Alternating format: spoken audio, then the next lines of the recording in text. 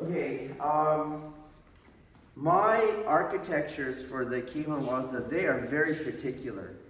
I'm going to make a compilation of seminar footage. It's something that Iseri Sensei showed me when he asked me to note this. We were at a summer camp for the Western region, so Chiba's organization. There's probably like 400 or 600 people on the mat. And he asked me to film the class for him. He was the videographer for the Western region. He was ill on this day, and he said, "Dave, will you do it for me? But I want you to pay attention to something. I want you to note how no one is doing what Chiba Sensei is teaching." And I didn't believe him because I was a Federite, right? People had rank, and they had title, and they were popular and shit, and they trained with Chiba Sensei, so you would think they know what they're doing, and they're trying to do what he's doing. But here we had the top-ranking teacher in Chiba's organization telling me no one is doing what Chiba Sensei is doing. And so I filmed the class, and as I was panning back and forth, I was doing what he asked of me, and he was right. No one was doing what Chiba Sensei was doing. And that is the case over and over. That is not the case here at our dojo. I'm very particular. Your foot goes there, your foot goes like this, and your hand goes like this, and the handshake goes like this. You can't just fuck with the forms where you have a million different personality variants of Ikkyo. No, that doesn't work. Okay? There is a rule to sound body mechanics, so you have to stand like that. You can't stand like someone else. You have to move like that. You can't move your own way. Okay? Everyone has to stand. Everyone has to move the same way. The whole fetish of the individual in the modern secular nation state is not part of Aikido. There's a way to be, and there's a way to stand, and there's a way to move. So to do the architecture of Ikkyo, you have to do it that way. You can't do it any old way. You can't have a different variant of it for every single deshi you have on the mat.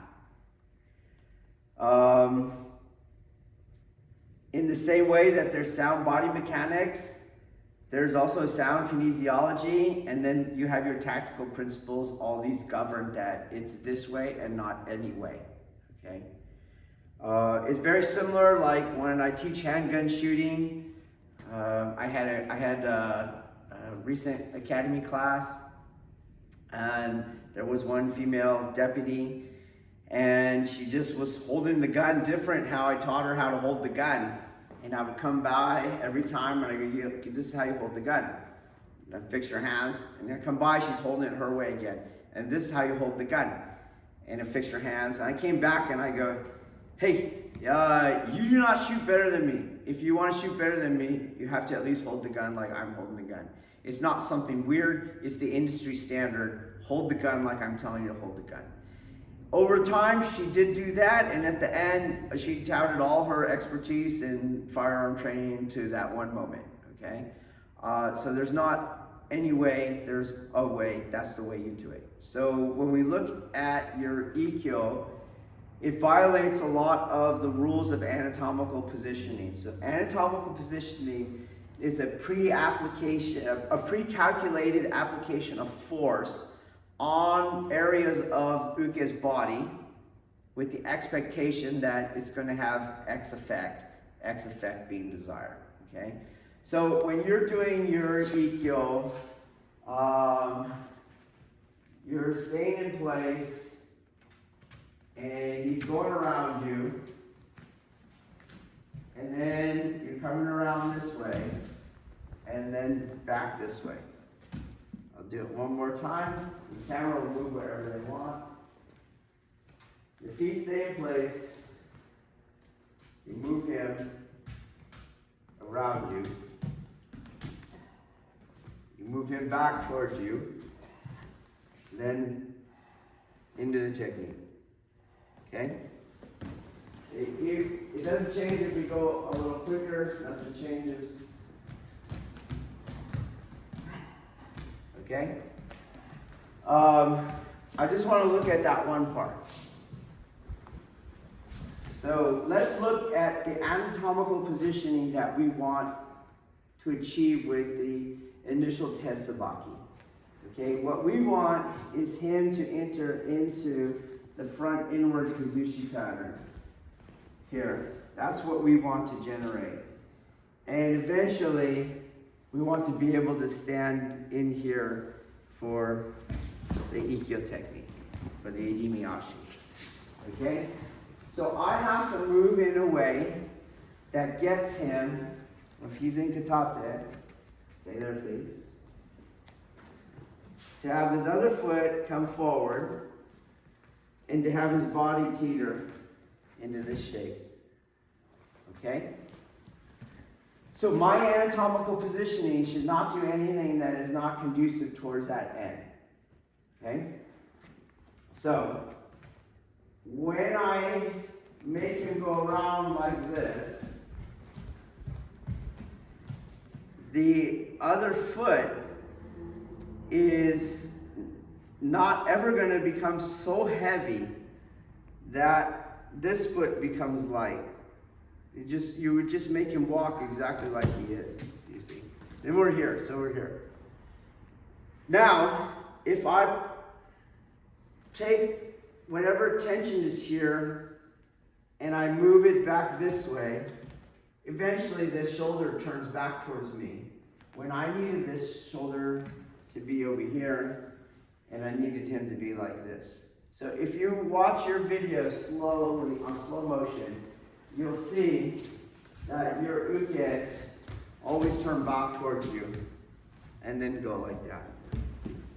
Okay. So let's look at how we don't have him turn back towards me and how we get him in that teeter-totter position. Okay? So first let's deal with the second one because it's the easiest. He comes around. All right. If you, in any way, pull on this shoulder, then he's going to turn towards you. So, if you pull on this arm in any way, eventually he turns towards you.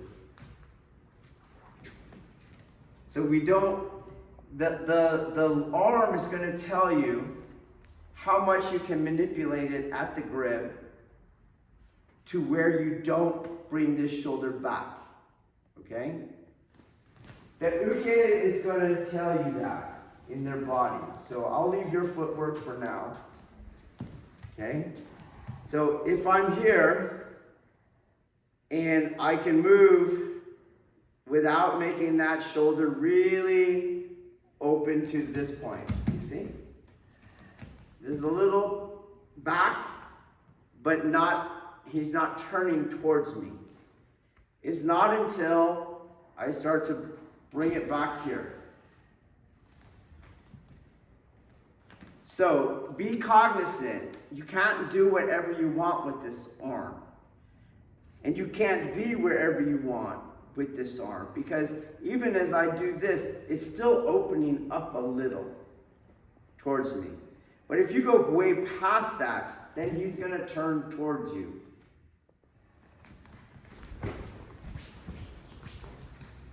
So cognizant of that. How much tension is in the arm is telling me how much I can manipulate the wrist grab to the ceiling of don't let this shoulder turn towards you.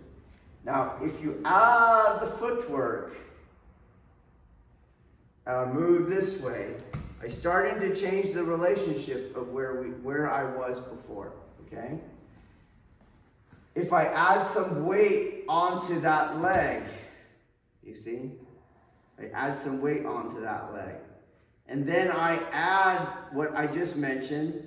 This arm is telling you how much you can move it out towards you away from the shoulder before you start turning the shoulder, okay? If I move my body, then I don't have to move that shoulder at all. So I move out instead. He goes by me. I keep the bend on his elbow so that I don't extend the grip away from his body. I keep that elbow bend, and that shoulder will not turn back towards me.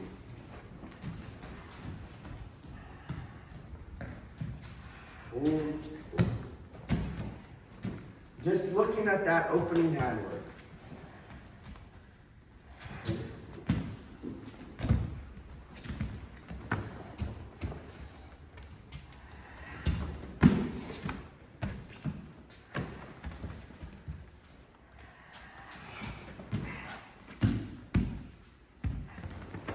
I'll exaggerate the arm pull.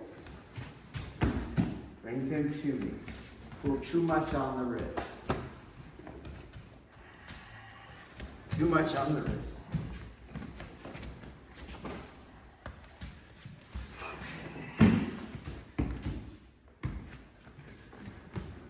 Okay? Bring that into what you're doing. Be cognizant. If for any reason I saw in Ikkyo that shoulder start to turn, start to open up, I'll do it. He's going, I saw this. You see, it opened up on me. You gotta go to something else. You don't keep forcing Ikkyo. The technique's been fucked up. Okay?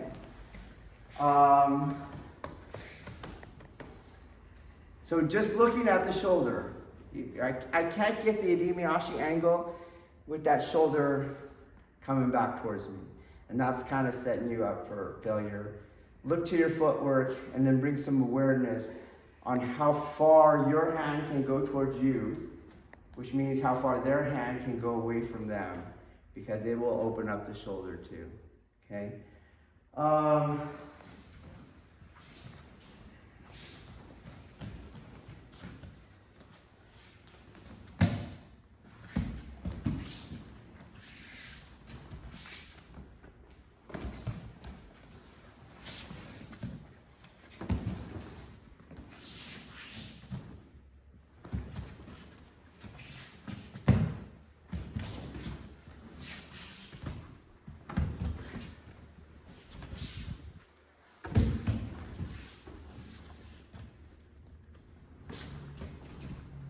Way out here, I start to turn this. On Samuke, you'll have so much tension, tense your arm please, that if I move it at all, I'm starting to turn that shoulder. So she locks up her tension, you can't turn it, but it makes it much easier to keep it bent. Okay, so leave it bent when that happens, okay? Uke decides what you do with your arm, how big your spiral is, okay?